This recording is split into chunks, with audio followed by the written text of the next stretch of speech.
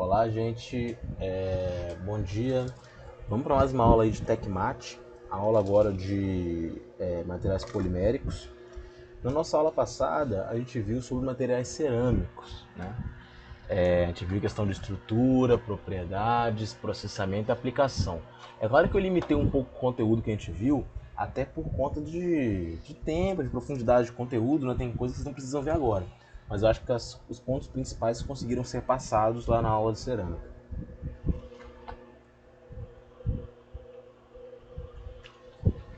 Desculpa, gente, tá tomando uma água aqui. Mas enfim, agora vamos para os polímeros, tá bom? Começando aí pela estrutura dos polímeros. O livro base é o mesmo, que é o Callister. Esse livro aí, ele pega com muita profundidade certos assuntos, mas tem bastante explicação, tá bom? E bom, quando eu falo de polímeros aqui, gente, a primeira coisa que tem na cabeça quando a gente pensa em polímero é borracha, é plástico, tá? Então a gente está falando sobre uma classe de material diferente do que a gente costuma ver. A gente costuma ver de metais ou de até mesmo cerâmicos, que a gente já viu aqui. Bom, em se tratando de polímeros, a gente tem uma certa certas teorias que a gente tem que ver, certos temas que a gente tem que abordar, né? Da mesma maneira que em cerâmicos eu abordei aquela parte da química de íons, cátions, ânions, né? Falei um pouquinho sobre isso. Aqui nos polímeros eu vou falar muito para vocês de química orgânica, né? Não sei se são bons nisso, já viram isso ainda com muita calma, né? Com bastante calma. Mas eu não vou, obviamente, não vou dar uma aula de química orgânica. Inclusive, é importante destacar aqui que esses conceitos que eu passo para vocês em sala é um conceito voltado para a ciência dos materiais, tá bom? Às vezes pegar uma coisa da minha aula e perguntar para o professor de química, ele pode te responder de maneira totalmente diferente, beleza? Então aqui é uma parada voltada para ciência dos materiais. Mas vamos lá. Primeiramente, antes de entrar nessa parte da química orgânica, vamos falar um pouco sobre os polímeros, né? Nós temos polímeros naturais, né? Que é derivado de plantas e de animais. E temos polímeros sintéticos, né? Que foram sintetizados, né? Tentando visar uma reunião de propriedades, né? Como é o caso de plástico, de algumas borrachas, né? Essa sintetização de polímeros é algo recente, digamos assim. Isso começou a ser possível, né, a partir da Segunda Guerra Mundial. Começaram a se explorar mais, a melhorar a tecnologia no que se refere à sintetização de polímeros, né? Esses materiais sintéticos, né, os polímeros sintéticos, eles têm muita vantagem em relação aos naturais. As suas propriedades podem ser moldadas, ou seja, eu posso selecionar uma combinação de propriedades e produzir um polímero que apresente aquela combinação, tá bom? Além disso, eles têm baixo custo, né? Um bom exemplo é o nylon, que é bastante utilizado aí, tanto em elementos do cotidiano quanto na indústria também. E bom, como eu já adiantei, para entender bem as propriedades, a estrutura de materiais poliméricos, a gente tem que entender um pouco sobre a sua estrutura. Tá? Porque os polímeros, eles são materiais orgânicos. O que isso quer dizer? Que eles são compostos de carbono. Né? Os polímeros são longas cadeias de hidrocarbonetos. O que é o hidrocarboneto? É uma união aí entre vários átomos de hidrogênio e de carbono, hidrocarboneto.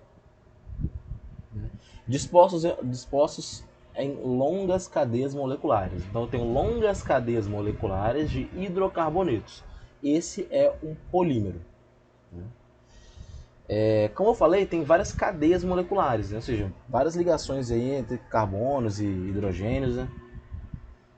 As ligações intramoleculares são ligações covalentes, a ligação dentro da molécula. Né? São ligações covalentes, as ligações intramoleculares. Tá bom? Então, como eu falei já na aula passada, os cerâmicos apresentam na sua maioria ligação iônica, ou a maior parte da ligação deles é iônica. Aqui a gente está falando de ligações covalentes, aquela ligação onde tem o compartilhamento de elétrons, beleza? Agora voltando para a química orgânica, né? Eu não vou entrar muito nisso, não sei se vocês já viram essa matéria antes, mas enfim. O carbono, ele é um elemento que a gente chama de tetravalente, porque ele possui 4 elétrons que podem participar das ligações covalentes. Então ele pode compartilhar até 4 elétrons. Né? Aqui está a cadeia, né? O que é uma molécula orgânica, né? Molécula formada por vários átomos de carbono e de hidrogênio. Né? Ou seja, aqui se a gente contar, eu tenho 4 carbonos e tenho 10 hidrogênio. Então isso aqui é um C2H10. Tá bom? É um composto orgânico. A nominação de composto orgânico, isso aí já é professor de química, né?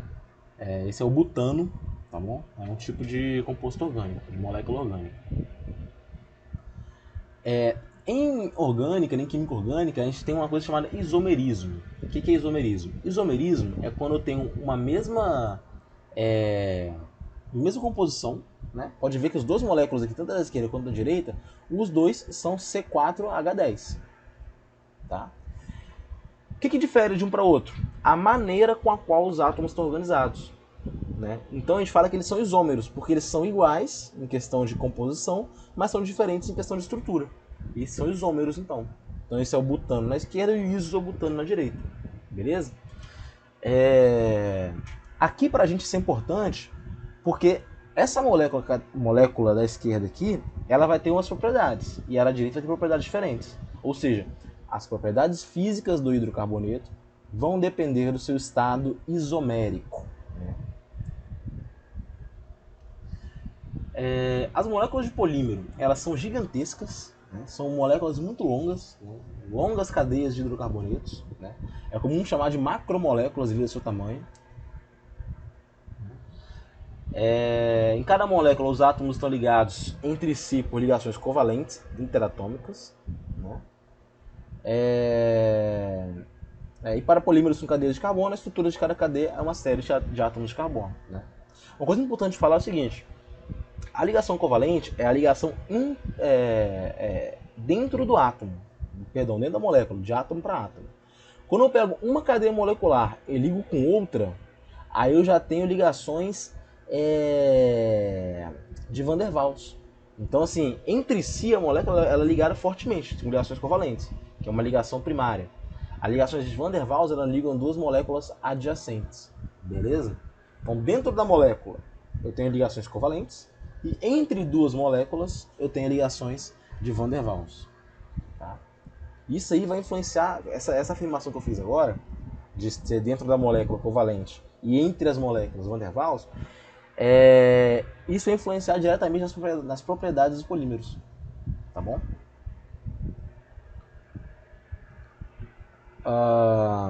As longas cadeias de moléculas, né, que compõem os polímeros, elas são compostas de entidades estruturais, que a gente chama de unidade repetida. Né? Que, por exemplo, em vez de desenhar uma cadeia imensa, a gente pega uma pequena parte dela que se repete várias vezes. Então, uma unidade repetida. Né? É como se fosse, fazendo uma analogia, ao que seria a célula unitária, quando a gente está falando de material cristalino. Beleza? O termo monômero, se refere à pequena molécula a partir da qual um polímero ele é sintetizado. Vocês vão ver aqui vocês verão aqui, que todo polímero ele é baseado a partir de monômero. Ele é feito a partir de monômero. Um polímero é a união de vários monômeros. Beleza?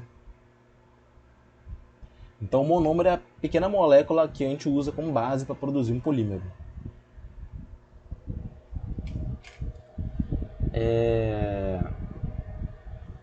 Então, olha o que acontece aqui na formação de um polímero. Né? Eu tenho esse hidrocarboneto que é o etileno, C2H4. Né? C2H4, como está mostrado aqui. Esses dois tracinhos aqui indicam que a ligação é dupla. Aqui eu tenho um R. Esse R, que é um catalisador, ele vai se unir com esse com essa pequena unidade aqui, né? com esse pequeno centro ativo, né? Com esse monômero, né? que é o etileno.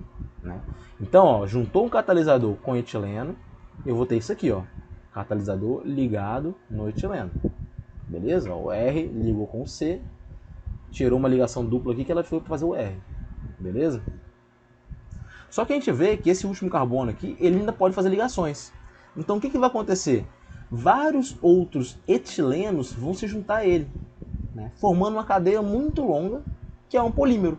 Então um polímero é a cadeia resultante. O monômero é essa cadeia pequenininha aqui, ó, que no caso é o etileno, esse composto, né, que é usado como base para sintetizar o polímero, tá bom?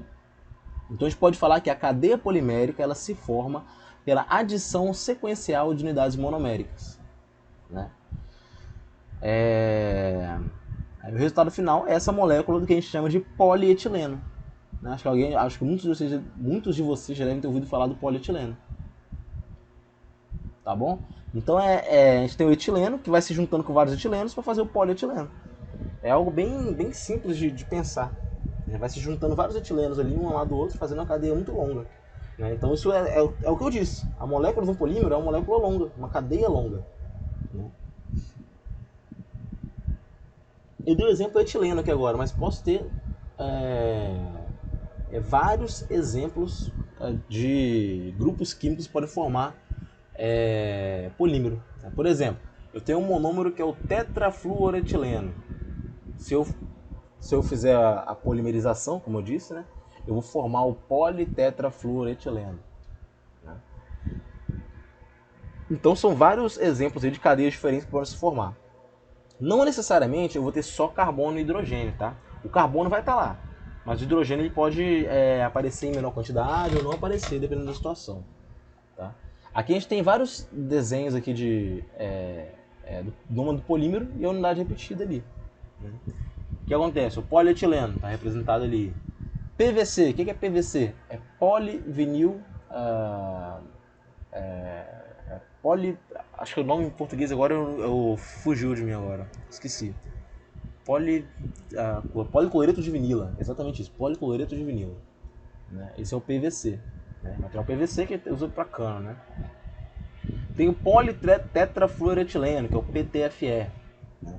Tem o polipropileno, poliestireno, a gente vê até na indústria têxtil, né? E tem o polimetilmetacrilato, que é o PMMA. Né? A gente costuma ver esses materiais, né? Esses materiais poliméricos, mais ou menos com uma sigla, né? Olhem aqui a estrutura do nylon, tá aqui, ó. Essa aqui é a unidade básica dele, ou seja, o nylon é formado por uma série de unidades dessa daqui.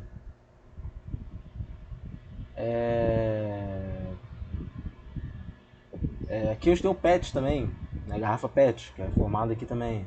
Policarbonato, que é um plástico aí, que é muito usado aí para corpo de filtro, válvula, muito usado policarbonato, que é o PC, que aparece aqui também.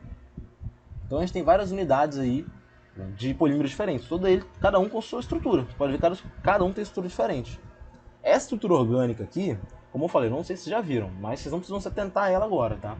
Só para vocês verem como que é a união, né? Que eu tenho um carbono que liga com hidrogênio, tem 6 desse, liga com nitrogênio, que liga com hidrogênio, com carbono, com oxigênio. Então é algo complexo de se fazer, né? E de se representar também, né?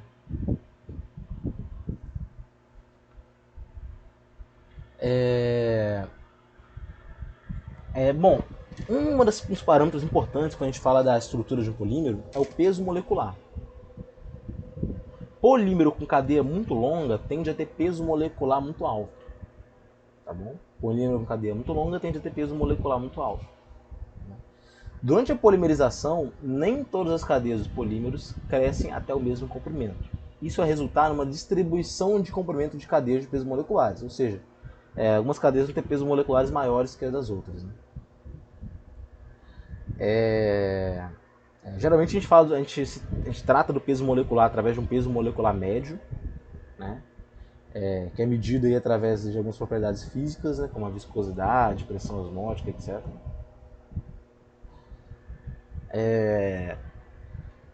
Então, assim, se quanto maior a cadeia, maior é o peso molecular, quanto mais comprida é a cadeia, maior é o peso molecular, a gente sabe que esses dois fatores, aí, tanto peso molecular quanto o comprimento da cadeia, eles vão influenciar diretamente nas propriedades dos polímeros. Tá bom? Por exemplo, como está colocado aqui no slide, temperatura de fusão e de amolecimento vai aumentar com o aumento do peso molecular. Em temperatura ambiente, polímeros com cadeias curtas existirão geralmente como líquidos. Né? Polímeros sólidos têm pesos moleculares mais altos. Né?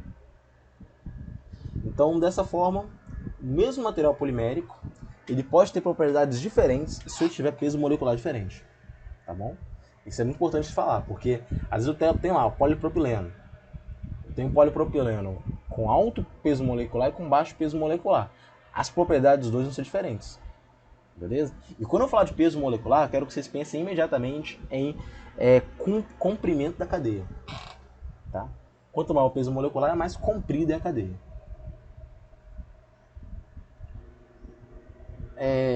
Bom, o que acontece? Agora vamos falar da forma molecular.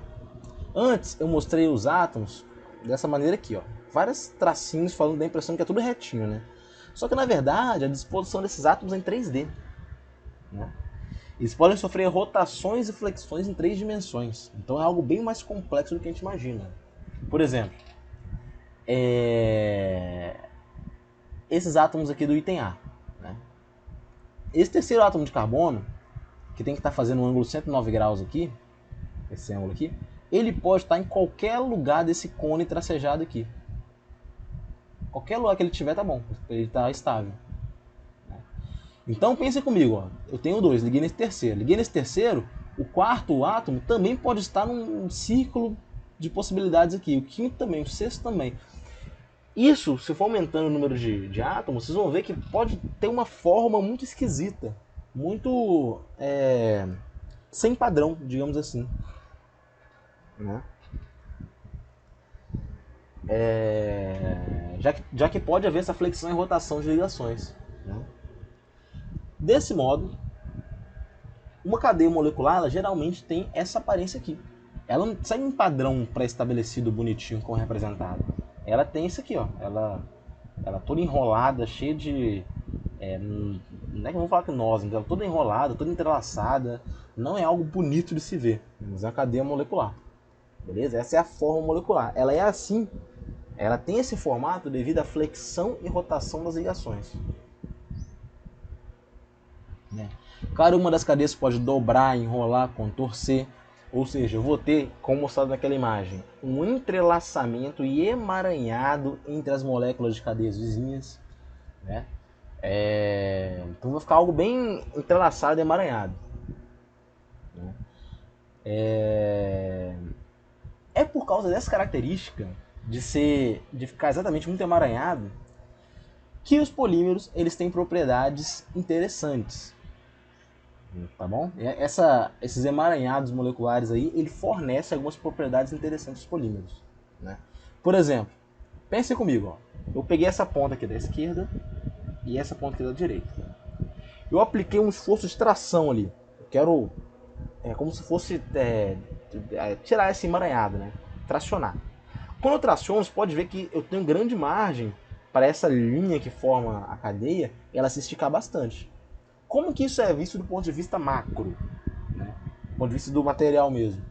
Isso é visto através de uma grande deformação elástica. Ou seja, o polímero ele pode ter um grande nível de deformação elástica. Como é o caso de borrachas. Né? Isso falando de polímero no geral. Tá? Tem alguns polímeros que são mais emaranhados que outros. Né? Outros são menos. Então, assim, essa deformação, essas grandes extensões elásticas, né, possíveis por borrachas, está associada a essa característica estrutural do polímero, que é esse emaranhado. Né? Então, algumas características mecânicas e térmicas dos polímeros são função da capacidade dos segmentos da cadeia de sofrer rotação em resposta à tensão aplicada à vibração térmica. Isso depende muito de vários fatores também, né? Por exemplo, rotação. Se a região do segmento de cadeia ela tem ligação dupla, ela pode ser mais rígida em relação à rotação. Ou seja, ela pode ter mais resistência à rotação. Né? Então tem alguns métodos que a gente pode assumir para reduzir essa possibilidade aí de rotação das cadeias e tal. Né? Isso a gente pode ver com mais calma depois. Então a gente já viu o peso molecular, viu a forma molecular. Agora vamos ver a estrutura. A gente tem 4 tipos principais de estrutura, que é linear, ramificada, cruzada e em rede, além das configurações isoméricas, que eu nem vou entrar nesse mérito aqui.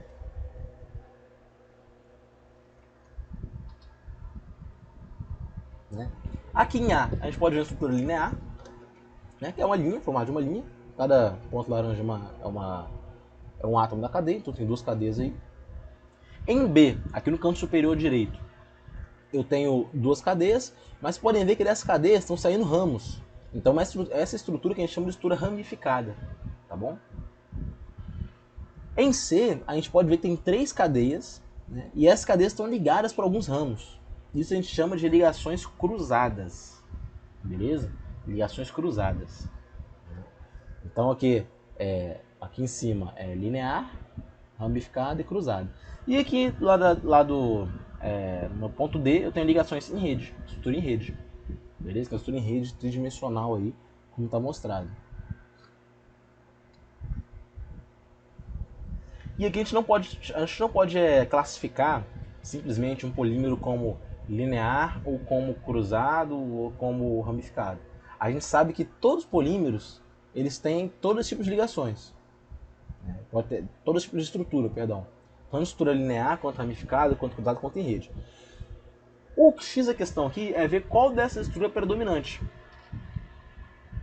Às vezes o polímero ele tem uma estrutura predominantemente linear, mas ele pode ter algumas ramificações, algumas ligações cruzadas também. Tá bom? E isso também vai interferir nas propriedades. Então a gente pode caracterizar o polímero, né, através de tamanho, forma e estrutura. Tamanho é especificado em termos de peso. A forma está especificada em termos de grau de torção, enrolamento e dobramento da cadeia. E a estrutura depende da maneira com a qual as unidades estruturais estão unidas umas às outras. Aqui a gente tem uma classificação mostrando as características moleculares de um polímero, né?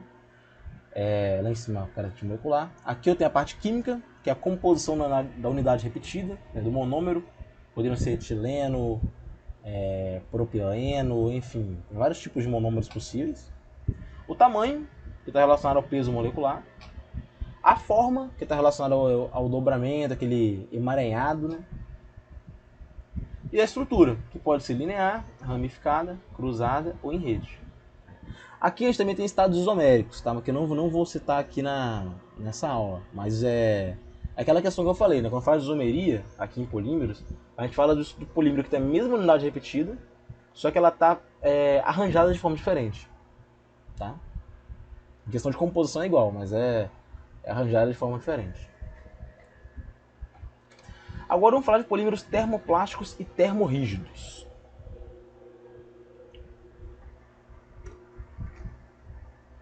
A resposta de um polímero a forças mecânicas em temperaturas elevadas está relacionada com sua estrutura molecular dominante. Né? Então a gente tem um esquema de classificação para esses materiais, né, que pode ser feito, né, com base nesse comportamento do polímero em relação ao aumento de temperatura. Ou seja, eu vou classificar o polímero de acordo com o que acontece com ele quando eu aumento a sua temperatura. Nessa classificação a gente tem dois tipos aí principais, que é o termoplástico e o termorrígido. O termoplástico é aquele que ele amolece quando é aquecido e endurece quando é resfriado. Tá bom? Então se eu aquecer esse termoplástico, ele vai amolecer. Se eu resfriar, ele vai endurecer. É um polímero termoplástico. O que acontece nesse polímero termoplástico? Né? À medida que a temperatura ela vai aumentando, as forças de ligação vão diminuir, né? De tal modo que o movimento entre cadeias é facilitado, né? Ou seja, vai ficando mais mole. Facilitado quando a tensão é aplicada. É importante falar que o termoplástico ele vai amolecer à medida que ele é aquecido. Ou seja, vai chegar a um ponto onde ele vai fundir, né? E ele vai fundir mesmo. Né? E a partir daí eu não consigo mais voltar ao que era antes. Ele vai virar, vai fundir, vai perder todas as propriedades e aí já era. Os termoplásticos costumam ser polímeros macios, né? Não costumam ser duros. E quais são os termoplásticos em termos de estrutura? Né? A maioria dos polímeros lineares e aqueles com estruturas ramificadas e cadeias flexíveis são termoplásticos. Tá bom? Peças desses materiais são fabricadas, geralmente com aplicação simultânea de calor e de pressão. Então, para moldar ele, a gente costuma usar calor e pressão, a gente vai ver isso mais para frente. E em relação aos termorrígidos, vamos lá. Os termorrígidos são polímeros em rede, né? Eles se tornam permanentemente rígidos durante a formação da rede e não amolecem sob aquecimento, né? Voltando aqui então. Termoplástico é aquele que, se eu aquecer, ele amolece. Termorrígido é aquele que, mesmo quando eu aqueço, ele não amolece. Tá bom? Mas aí, a gente tem que prestar atenção no seguinte. O termorrígido, também conhecido como termofixo, não é que ele é... Não quero dizer que esse polímero ele é totalmente resistente ao calor, né? Esse polímero aí, ele não amolece com calor, mas se chegar num ponto muito alto de temperatura, ele vai se desfazer, tá? Ele não se aumentar a temperatura, não é que se eu aumentar a temperatura ele vai ser resistente para sempre, não é isso, tá? Ele não vai amolecer, ele vai simplesmente se desfazer quando chegar a certo ponto. Esses termorrígidos, eles são polímeros em rede, né? A estrutura deles é em rede.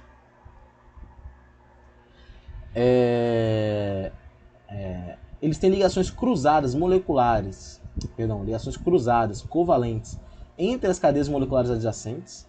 Então são ligações cruzadas, né? Tornam esse material ele mais coeso, digamos assim. Durante os tratamentos térmicos, essas ligações prendem as cadeias umas às outras para resistir aos movimentos de vibração e de rotação da cadeia em temperatura elevada. Então, devido a essa característica da estrutura das ligações se prenderem as cadeias umas às outras, eles conseguem resistir melhor à temperatura e até mesmo à resistência mecânica. Dessa forma, eles não amolecem quando são aquecidos, né? Nos termorrígidos, geralmente eu tenho muita ligação cruzada, né? De 10% a 50% aí das ligações são cruzadas, né? Somente aquecimento em temperatura muito excessiva, como eu falei, vai causar essa degradação definitiva do polímero, né? Esse rompimento das ligações cruzadas. Ela tem que aquecer muito para chegar nesse ponto. Ele não vai amolecer, ele vai simplesmente se degradar. Os polímeros termorrígidos, em geral, são mais rígidos e resistentes que os termoplásticos, né? E também possuem maior estabilidade dimensional, né? Isso pro caso dos termorrígidos.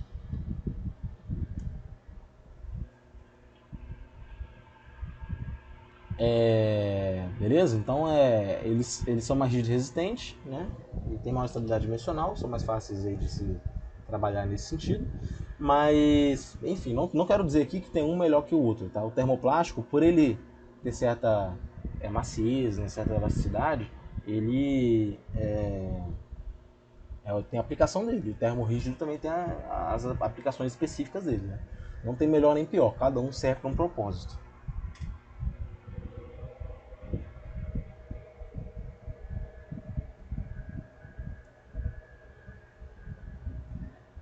A comunidade científica está agora falando de copolímeros, né? Eu vou nem ler o que está escrito aqui, eu ia ler, mas nem vou ler. O que é um copolímero? É algo recente, né? É um desenvolvimento tecnológico recente, né? A ideia aqui é vocês viram que esses polímeros que eu citei, eles têm um monômero só. Isso que a gente chama de homopolímero, certo? Homopolímero. A ideia aqui é combinar boas propriedades de um monômero com o de outro monômero.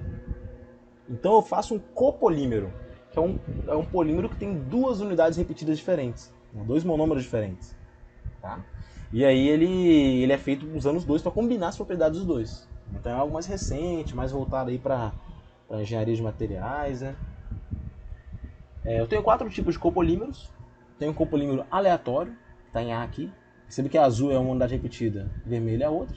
Eles estão aleatórios aqui, não tem um padrão seguindo. Em B, aqui eu tenho copolímero alternado, tá? Não é alternado, é alternado. Ou seja, vermelho, azul, vermelho, azul, vermelho, azul, vermelho, azul. Em C, eu tenho copolímero em bloco. Ou seja, tem um bloco de vermelho, depois um bloco de azul, depois um bloco de vermelho e assim por diante. Em D, eu tenho um copolímero enxertado, onde a ligação principal aqui, a cadeia principal, ela é de um polímero, de uma unidade repetida, e as cadeias, as ramificações, elas são de outro monômero, tá bom? Eles são os copolímeros, né? Esses copolímeros vêm sendo desenvolvidos e usados já, né? Tem alguns pneus de carro que são usados aí, são usados materiais que são copolímeros, né? A gente não para muito para pensar nesses materiais que compõem esse tipo de componente, no caso do pneu, mas é copolímero, tá?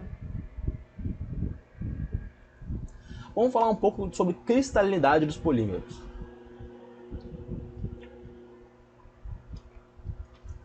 O estado cristalino pode existir em materiais poliméricos, né? Lembrando que cristalinidade está associado a um arranjo organizado, tá bom? A um arranjo bem organizado.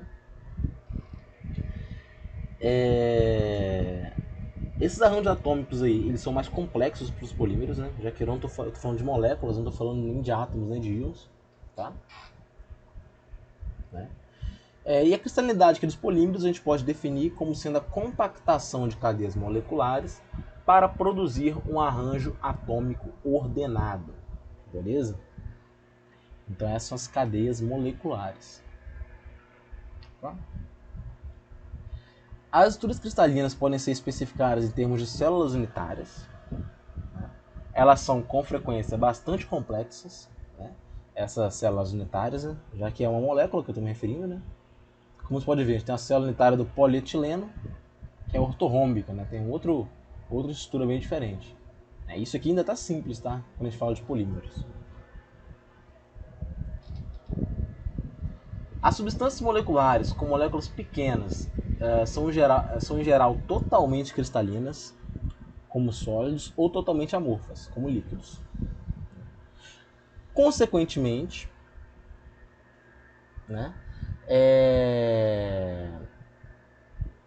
em consequência do seu tamanho e de sua frequente complexidade, as moléculas dos polímeros são normalmente apenas parcialmente cristalinas ou semicristalinas, né, com região cristalina dispersa em material amorfo.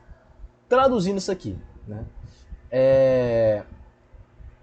os polímeros, geralmente não são simplesmente cristalinos ou simplesmente amorfos. Eles são parcialmente cristalinos. É possível a gente calcular a porcentagem de cristalinidade dele. Beleza? Então a gente pode ter nesses polímeros regiões cristalinas dispersas num material amorfo, né? Qualquer desordem ou falta de alinhamento na cadeia vai resultar em uma região amorfa, né? Condição que é muito comum, uma vez que as torções, dobras e enrolamentos das cadeias atrapalham a correta ordenação dos segmentos de todas as cadeias. Então é algo comum. Beleza? O grau de cristalinidade pode variar desde completamente amorfo até quase totalmente cristalino, né? Em comparação às amostras de metais, são quase sempre inteiramente cristalinas.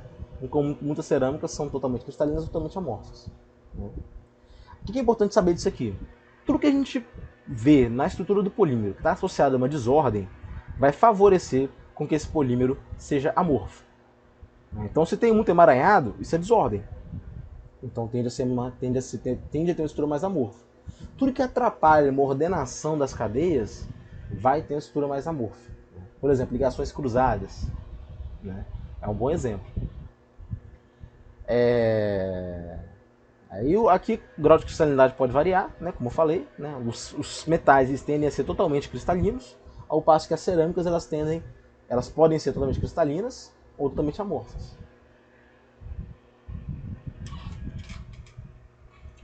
A massa específica de um polímero cristalino é maior que a de um polímero amorfo, né, do mesmo material com o mesmo peso molecular. Isso é importante se falar porque isso é até um pouco intuitivo. Né? Pensem comigo, o material cristalino é um material mais organizado, ele está mais compacto, ele está numa estrutura ótima ali. O material amorfo, ele está tudo solto, tudo desorganizado, aleatório. Né? Então, qual deles seria mais denso? Obviamente, seria mais denso o material cristalino. Beleza? Então, o material cristalino tende a ser mais denso.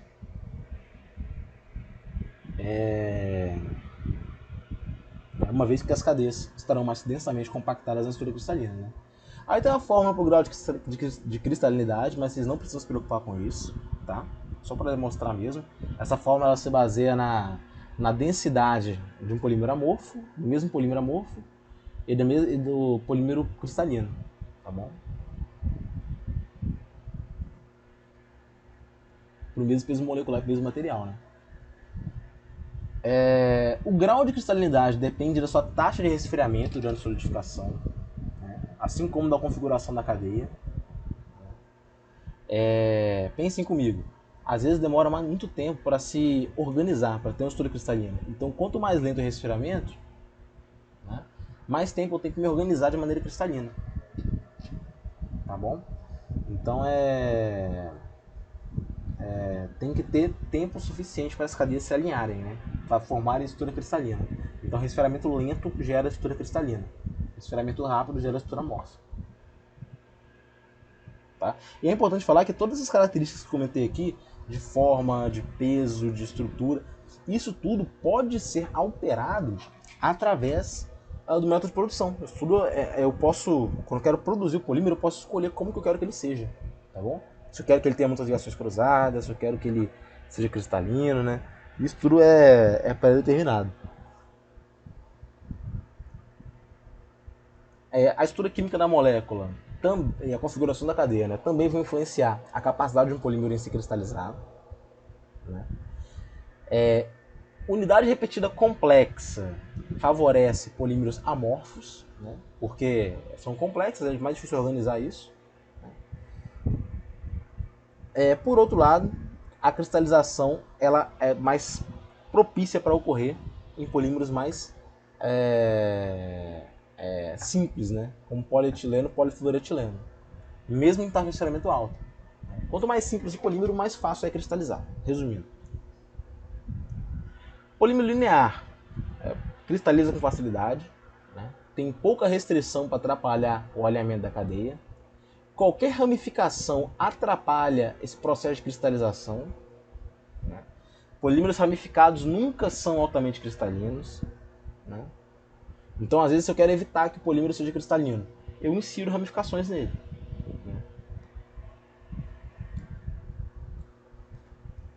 A maioria dos polímeros em rede e com ligações cruzadas é quase totalmente amorfa, né? Porque as ligações cruzadas previnem que as cadeias poliméricas se rearranjem e se alinhem, né? Então tem pouquíssimos polímeros com ligações cruzadas que são parcialmente cristalinos.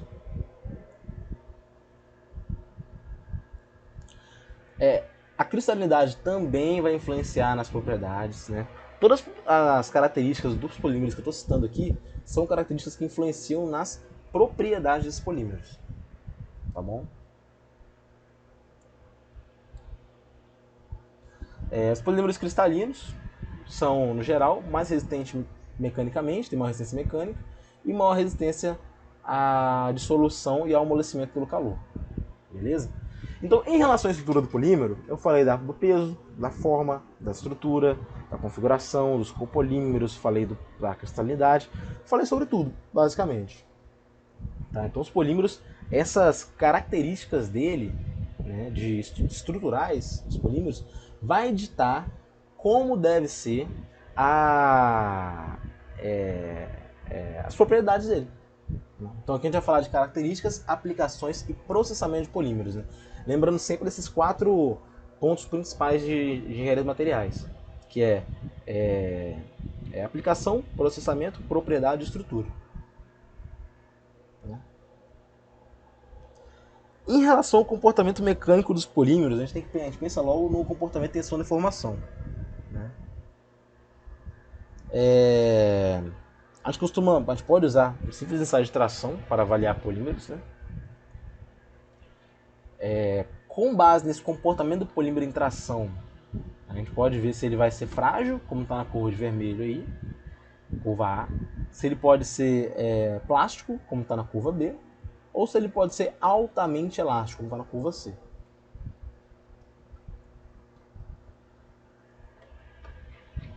Esse altamente elástico ele se deforma muito elasticamente. O frágil é aquele que fratura enquanto deforma elasticamente. Né?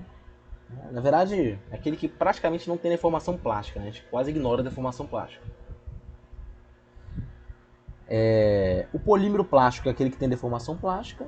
né, tem um comportamento similar ao dos metais, né, e aquele que está na curva C é totalmente elástico, né, que é o comportamento típico de borracha, né, que causa grandes deformações recuperáveis. Né? Então, mesmo com baixa tensão, produz grandes deformações. Os polímeros que têm comportamento similar de borracha, a gente fala que são os elastômeros, tá bom? Módulo de elasticidade e ductilidade são determinados para polímeros da mesma maneira que para metais. Né? Para polímeros plásticos, o limite de escoamento é tomado como valor máximo na curva que ocorre imediatamente após o término da seção da região elástica linear. A tensão nesse ponto de máximo é o limite de escoamento. Né? Além disso, esse LRT ele corresponde à tensão na qual vai ocorrer a fratura. Beleza? Podendo ser maior ou menor que o limite de escoamento. A resistência para esses polímeros plásticos é tomada normalmente como limite de resistência à tração. Tá? Então tem como calcular o LRT e a tensão de escoamento nesses polímeros plásticos também.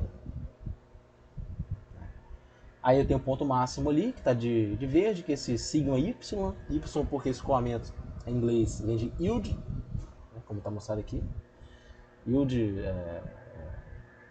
yield, beleza? E TS aqui é a tensile strength, que é o LRT, que é a tensão, limite de resistência à tração.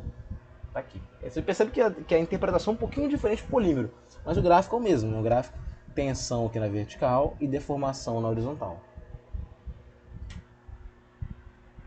Polímeros não são nem tão resistentes nem tão rígidos quanto os metais. Entretanto, sua alta flexibilidade, baixa densidade e resistência à corrosão os tornam materiais preferidos para muitas aplicações. É o que eu falei antes. O polímero ele não disputa com metais. Os metais têm uma aplicação, o polímero tem outra. Beleza? As propriedades mecânicas dos polímeros são sensíveis a mudanças na temperatura e na taxa de deformação. Né? Com aumento de temperatura ou a diminuição na taxa de deformação, o módulo de elasticidade pode ser reduzido, o limite de resistência à tração também é reduzido e a dutilidade pode aumentar. Então eles são sensíveis tanto à taxa de deformação quanto à temperatura. Né? Aqui a gente pode ver para o mesmo polímero como é que a curva muda com a mudança de temperatura. Aqui de 60 graus Celsius a curva mais embaixo, e 30 graus Celsius ela está aqui, ó, já, e 4 graus Celsius a curva é totalmente diferente. Então perceba que o aumento da temperatura ele tende a se tornar mais dúctil, né? Mas realmente é bem distinto aí como que é as características dos polímeros, como que elas mudam de acordo com a temperatura. Um ponto interessante de se falar dos polímeros é a questão da viscoelasticidade. Esse ponto é importante, prestem atenção. Vou tomar um gole de água aqui até para explicar isso com mais calma.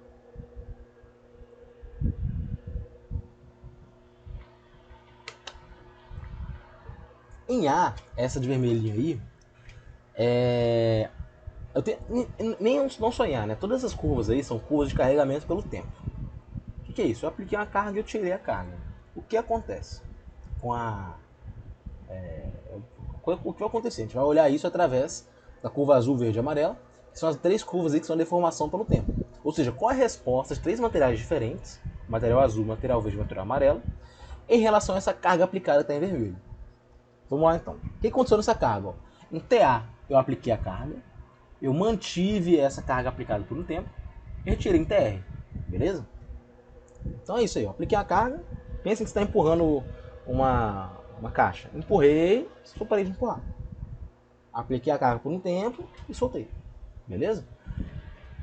Em azul, o que acontece? Eu apliquei a carga, eu gerei a deformação.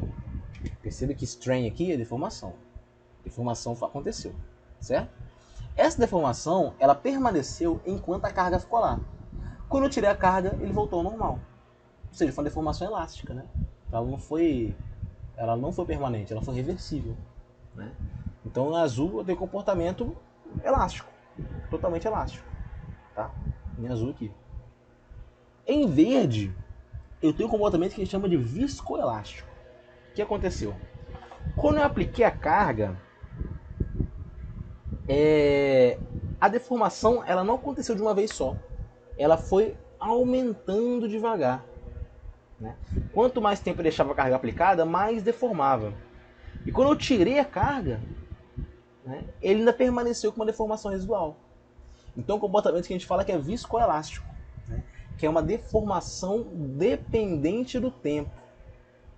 Beleza? Deformação dependente do tempo. Né?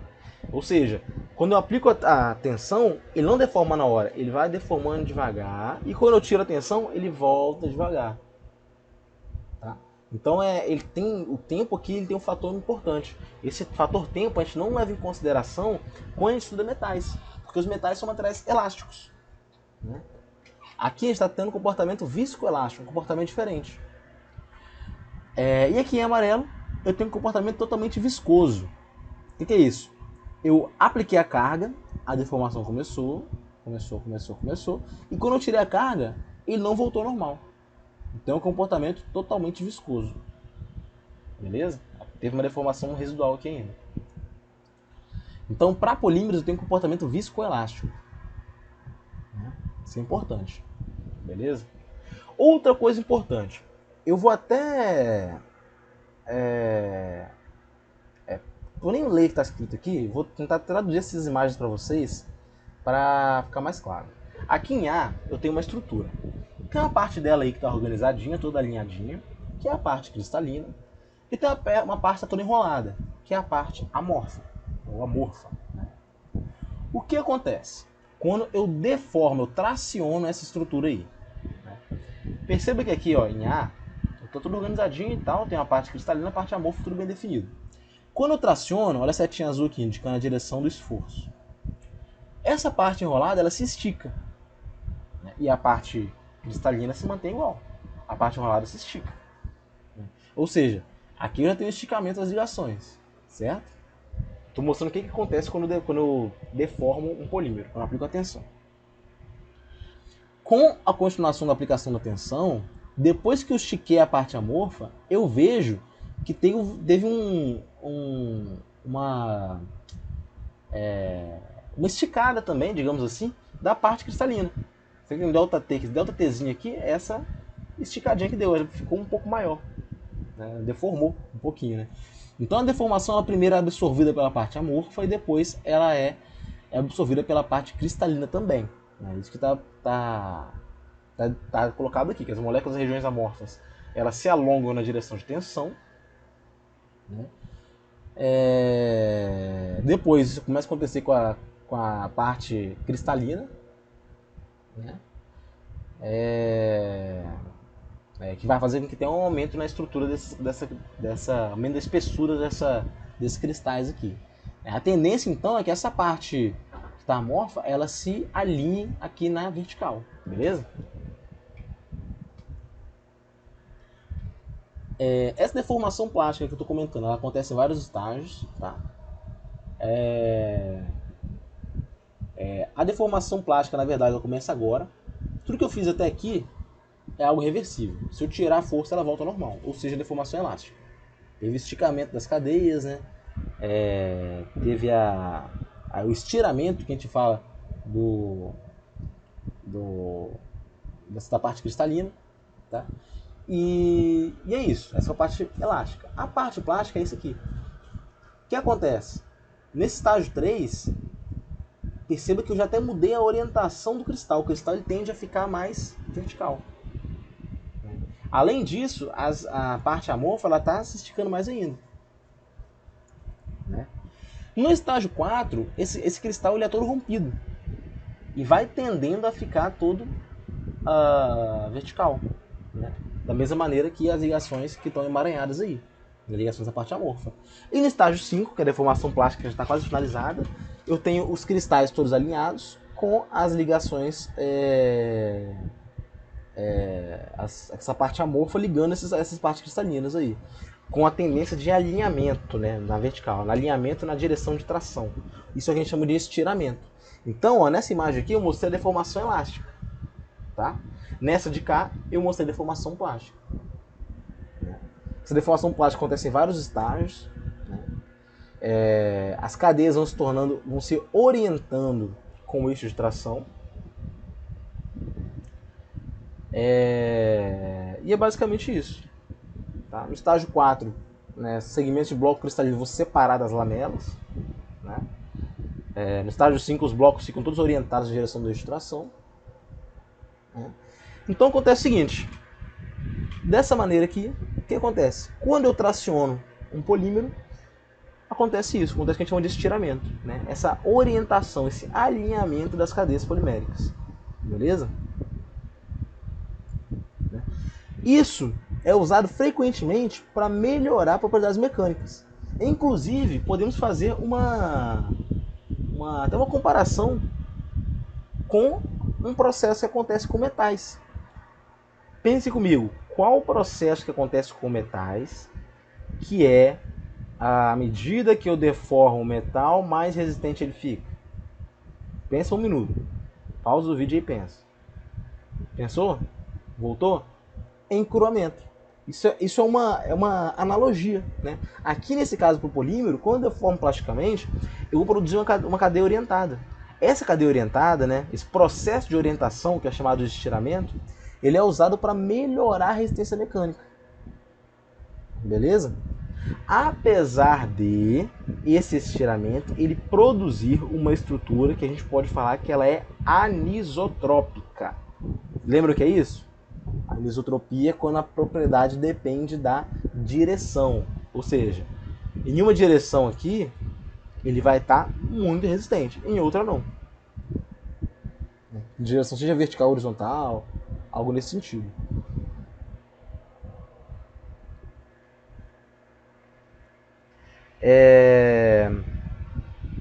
Esses processos são todos reversíveis, tá bom? Até certo grau. Né?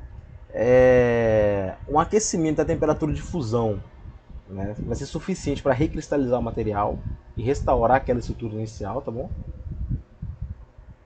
E é isso. Né? Isso é um mecanismo de deformação e aumento de resistência de um polímero. Né?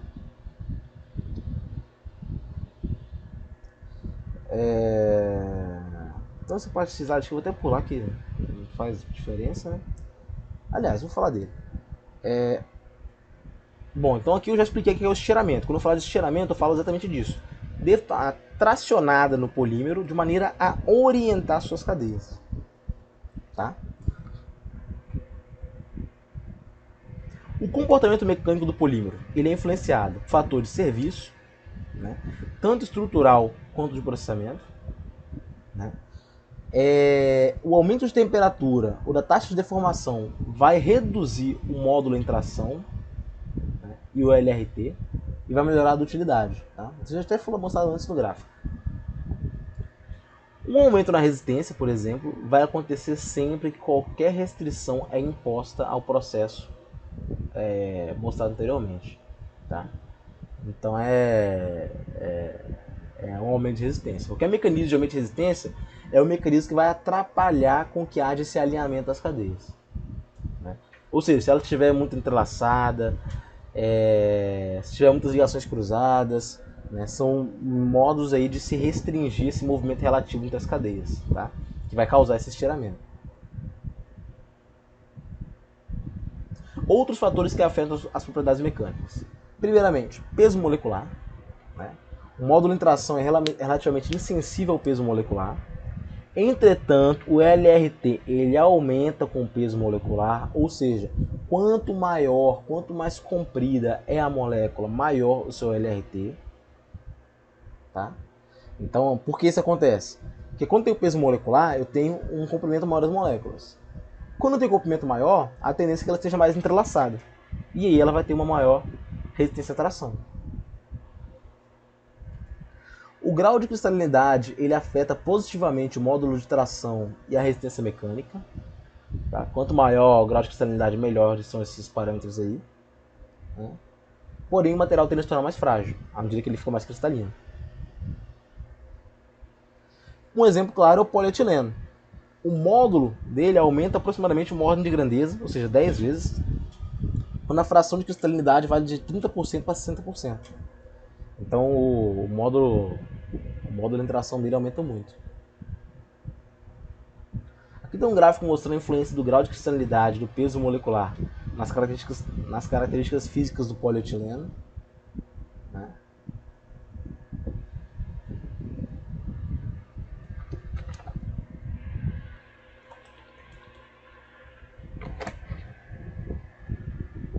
E bom, vamos lá. Pré-deformação por estiramento. Quando acontece o estiramento, que é aquele fenômeno que eu mostrei através daquelas imagens, acontece a deformação permanente do polímero, né? Em se tratando de mudança de propriedade, o estiramento é parecido com o encroamento, que eu falei, que ele vai causar um endurecimento e um aumento da resistência. Tá bom? Eu posso fazer um recozimento no polímero, lembrando que recozimento no polímero é totalmente diferente de recozimento para metal ou para vidro, tá? Inclusive, se comparar com os metais, ele tem um efeito oposto. Recozimento nos metais, ele aumenta a dutilidade e reduz a resistência mecânica. Aqui é o contrário. Aqui aumenta a dureza e resistência e diminui a dutilidade. É um tratamento térmico, tá? Esse tratamento também pode aumentar o grau de cristalinidade e tamanho e perfeição dos cristálitos, né? Que são como se fossem os grãos aí no interior de uma estrutura polimérica. Quando esticado, um elastômero apresenta um aumento na temperatura, isso é muito importante de dizer. Né? E o modo de elasticidade também vai aumentar com a temperatura, tá? A rigidez dele. O que é um comportamento contrário àquele que acontece com metais. Beleza? É só para explicar um pouco em relação aos elastômeros. Dentro de polímeros é importante falar da definição de vulcanização. Né? Quem aí gosta de futebol, de vôlei, qualquer esporte que use bola, né, deve ter visto já alguma oferta de alguém falando com vocês: compra essa bola aqui que ela é vulcanizada. O que é isso? O que é a vulcanização? A vulcanização é aumentar o número de ligação cruzada, tá bom? É um processo que a gente faz para aumentar o número de ligação cruzada. Quando aumenta a ligação cruzada, eu aumento o modo de elasticidade, se torna mais rígido, e aumento o limite de resistência à tração. Beleza? Então a vulcanização ela serve para isso. Como que ela é feita? Né? É uma reação química irreversível em temperaturas elevadas, onde eu adiciono compostos à base de enxofre, né, que vão se ligar a algumas cadeias adjacentes à estrutura, formando ligação cruzada. Tá bom? Aqui tem duas curvas de tensão de formação para um polímero em vermelho vulcanizado e para outro não vulcanizado. Isso é uma borracha natural, na verdade. Né?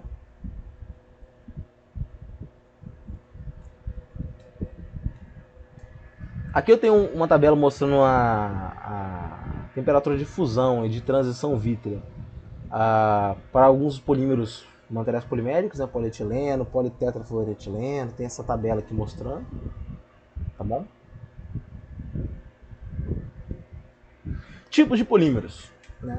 Uma maneira de se classificar os polímeros é conforme sua aplicação final. Né? E de acordo com esse esquema, eu tenho vários tipos de polímeros, que vai incluir plástico, elastômero, fibra, revestimento, adesivo, filme, espuma e os polímeros avançados.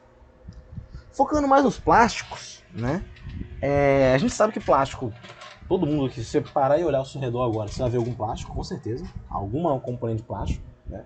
Plástico é o mais largamente utilizado, provavelmente. Isso inclui polietileno, polipropileno, policloreto de vinila, poliestireno, fluorocarbonos, epóxi, fenólicos, poliésteres, são vários tipos de plásticos. O plástico ele pode ter várias combinações de propriedades. Tá? Alguns são muito rígidos e frágeis, outros são flexíveis, exibindo tanto deformação elástica quanto plástica. Enfim, tem uma vasta gama de possibilidades para os plásticos. Os polímeros plásticos, eles podem ter qualquer grau de cristalinidade. Não tem uma regra dizendo que plástico tem que ter mais ou menos grau de cristalinidade. Né? E eu posso ter qualquer tipo de estrutura formando um plástico, tá? Seja linear, ramificada, enfim. Os plásticos geralmente são termoplásticos ou termorrígidos, né? Então a divisão de plásticos é aquela que eu já comentei antes. Termoplástico é aquele que é sensível ao aumento de temperatura, ele amolece com o aumento de temperatura, e o termorrígido é aquele que ele não é sensível ao aumento de temperatura. Ele não amolece com o aumento de temperatura. Aqui eu tenho nessa tabela aqui mostrando alguns tipos de plásticos, né? Tem esse ABS, né? Acrilonitrilo-butadieno estireno, né? Acho que em português fica assim. É um termoplástico, tem muita força, né? Usado, ele é resistente à distorção gerada pelo calor, boas propriedades elétricas, enfim, é muito usado em várias coisas aí, vários componentes, né? Como linhas de refrigeração, equipamentos de jardim, brinquedos, enfim. Eu não vou falar um por um não, né? Quem tiver com inglês afiado aí pode até olhar isso com mais calma, né? Acho que quem tiver o Callister em português tem essa tabela em português. Mas aqui é mais para mostrar alguns termoplásticos, ó, acrílicos, fluorocarbonos, ó, Teflon é um bom exemplo, nylon, né? Policarbonato, né? Por exemplo, capacete de segurança geralmente é de policarbonato, né? Capacete de motociclista, de moto, acho que geralmente de policarbonato, não sei dizer o certo, né? Tem muita aplicação isso. Se a gente parar para ver aqui, essas aplicações típicas aqui, a gente vai ver muita coisa diferente. Tá? Também tem poliéster, né? Que também faz parte aí, dos termoplásticos. Né? E dos termofixos ou termorrígidos, eu tenho aí os epóxis, araldite, você deve saber que é araldite, né, que é muito usado aí para fixação. Esses fenólicos, né, que inclui a baquelite, eu não sei se já falaram com vocês de baquelite, mas é usado para fazer embutimento de amostras em ensaio metalográfico. Vocês não viram isso ainda, vocês vão ver comigo lá em ensaio de materiais. Eu tenho poliésteres, né, que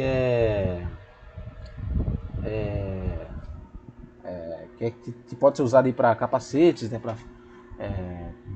fibras de vidro, enfim, várias coisas aí podem ser usadas poliésteres. Né?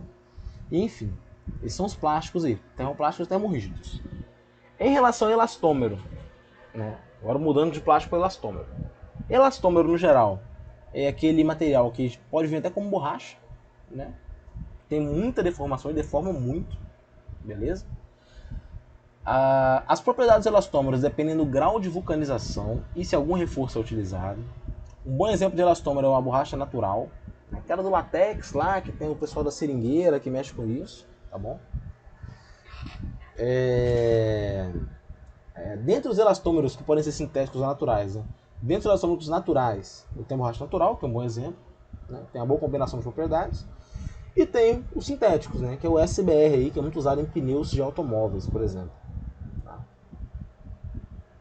Aqui tem alguns tipos de elastômeros, a borracha natural, né? Esse SBR, tem o NBR também, né? Que é usado, por exemplo, aí em mangueiras de óleo, né? De gasolina, né? Tem alguns tipos aí diferentes. Esses são os elastômeros, né? Onde eu posso ter uma grande deformação.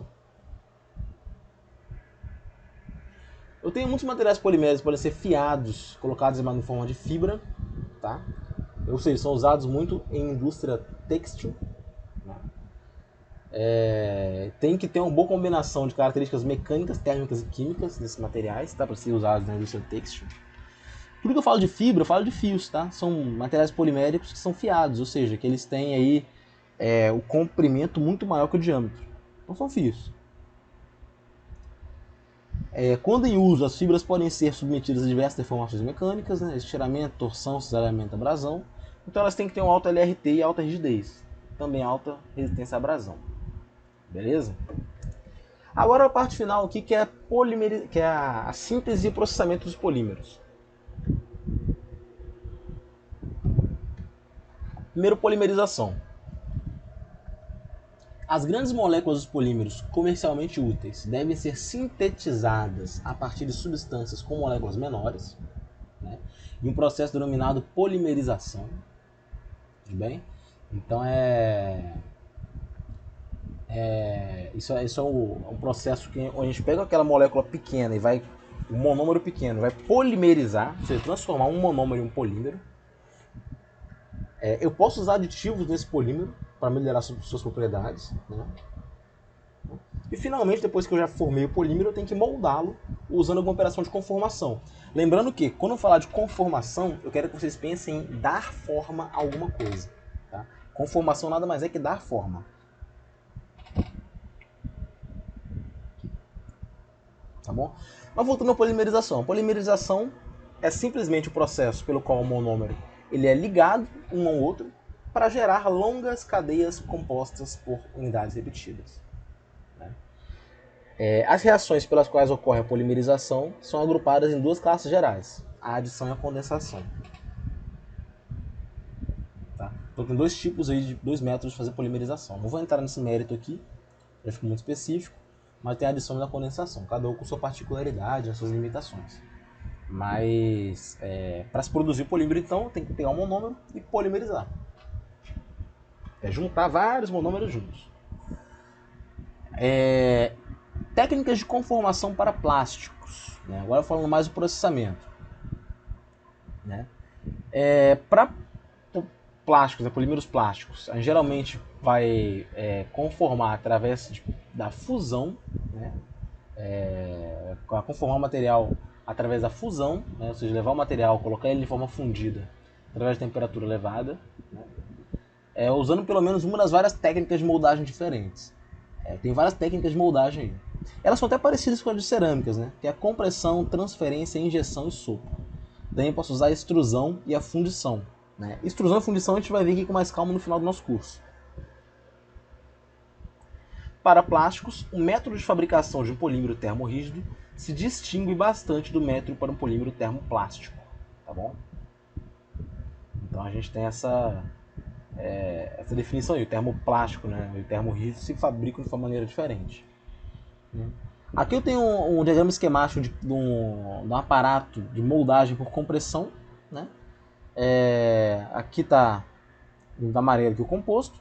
Ele vai ser comprimido aqui para ficar ganhando essa forma aqui, esse formato aqui. O formato desse molde. Aqui tem uma prensa hidráulica, né, para fazer essa união. Tá? Tem a possibilidade de aquecimento e resfriamento também. Aqui tem um diagrama esquemático do processo de injeção para a produção de polímero. Tá? Então a gente, aqui está em cima, né, tem de onde desce o material, ele é colocado aqui dentro, a gente sofre a pressão hidráulica, tem o espalhador, uma câmara de aquecimento aqui, que vai passar por esse bico, né, e vai entrar no molde aqui de uma cavidade, né, cavidade do molde. Né. Então vai entrar na cavidade do molde, né, então vai ganhar a forma do molde aqui tranquilamente. Tem uma extrusora, né, eu tenho esse sem fim aqui, essa rosca sem fim aqui rodando, né? À medida que vai girando, eu vou forçando o material que vai entrando aqui, essas pelotas de plástico, vão sendo aquecidos e vão sendo direcionados, né, até ser fundido aqui na parte final da direita, onde eles vão ganhar uma forma e pode ser extrudado, seja em tubo, seja em placa, seja em filme, seja em parte estrutural, depende da forma do bico aqui, beleza? E eu tenho um diagrama esquemático de um aparato que é usado para formar filmes poliméricos também. Aqui eu tenho eu tenho... Como é que a gente pode falar isso? Né? Aqui tem entrada de material, ele é empurrado por um extrusor aqui. Né? Essa extrusora leva por um bico até como se fosse um canal, um tubo. Um tubo aqui. Esse tubo ele vai forçar um ar, né? Esse ar vai formar uma bolha que vai espalhar esse material polimérico. Né? Esse material polimérico, né? Ele vai ser puxado por esses rolos aqui, né? Mesmo depois de formação dessa bolha. Essa bolha só garante que eu fique com um filme muito fino, né? Esse aqui é um processo de produção de filmes bem finos. Tá? E aí eu vou ter essa bolha, que ela vai ser puxada por rolos, né? E levada até uma parte de corte. Né? É com isso que eu posso fabricar filmes finos. Se eu falo de filmes finos, pensa em sacola de supermercado, aquelas sacolas que a gente pega verdura no supermercado, coisas desse tipo. São filmes finos de polímeros. Tá? E é isso, gente. Em relação a esses processos aqui, eu botei mais pra curiosidade, tá? Quem tiver mais curiosidade, quiser ver algum vídeo, pode botar no YouTube que tem muito vídeo sobre isso. Acho que não cabe eu colocar aqui na aula. Pode fugir um pouco do escopo, mas é isso. Então é isso, gente. Eu acho que consegui passar pra vocês aí, no geral, o que é, na verdade, de fato, um material polimérico, a sua estrutura, as suas aplicações, suas propriedades, né? O que influencia nas suas propriedades, né, dentro da sua estrutura, como ele é processado. E é isso, gente. Eu acho que deu para ter um panorama geral. É claro que ninguém aqui vai assistir essa aula vai sair um especialista em polímeros, mas eu acho que o básico vocês já pegaram aí desse material, tá bom? E é isso, pessoal. Próxima aula de compósitos. Eu comecei já o período aí com 2 aulas imensas, né? Próxima aula é uma aula mais. Uma aula menorzinha, né? Então vocês podem ficar bem tranquilos aí que vai dar tudo certo aí, tá tudo bem encaminhado. Beleza, gente? E é isso. Qualquer dúvida, manda mensagem, tá? Vamos fazer uns resumos que eu comentei na aula passada. Não deixem de fazer. Pegar essa aula aqui, botar em tópicos, fazer um resumo do seu jeito, do jeito que você achar melhor para estudar depois. Acho legal criar esse hábito. E é isso, gente. Tenham uma boa semana aí e até mais.